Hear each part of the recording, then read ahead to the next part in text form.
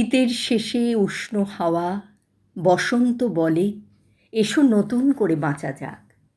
ফাগুনের আগুনে জ্বলে উঠুক প্রাণ, বসন্তের ভালোবাসায় ভরে উঠুক বিশ্বভুবন। আমি ছেলেটার জন্য কিছু করতে পারিনি।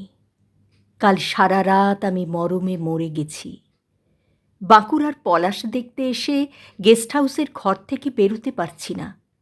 পলাশ না দেখলে বসন্ত দেখা হয় না বলে যারা ভাবেন, আমি সেই অপরাধীদের একজন।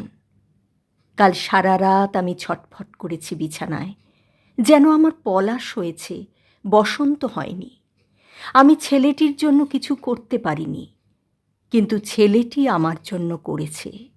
সে তো কয়েকটা ভালো কবিতা লিখেছে। 3 মাস হলো তার কোনো কাজ নেই।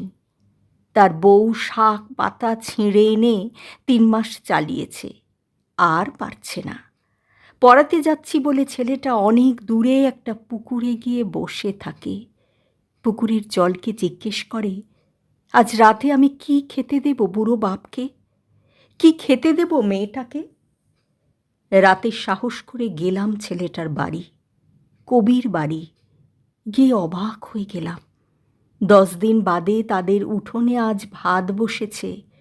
দড়ির মতো বুড়ো বাবা, শুকিয়ে যাওয়া বউ ছেলে নিয়ে কবি পাগলের মতো গাইছে, আজ জ্যোৎস্না রাতে সবাই গেছে বনে, আজ জ্যোৎস্না রাতে সবাই গেছে বনে।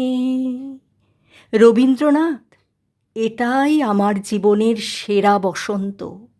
বাঁকুড়ার কবির জন্য আমি কিছু করতে পারিনি, কিন্তু সে তো কবিতা লিখেছে।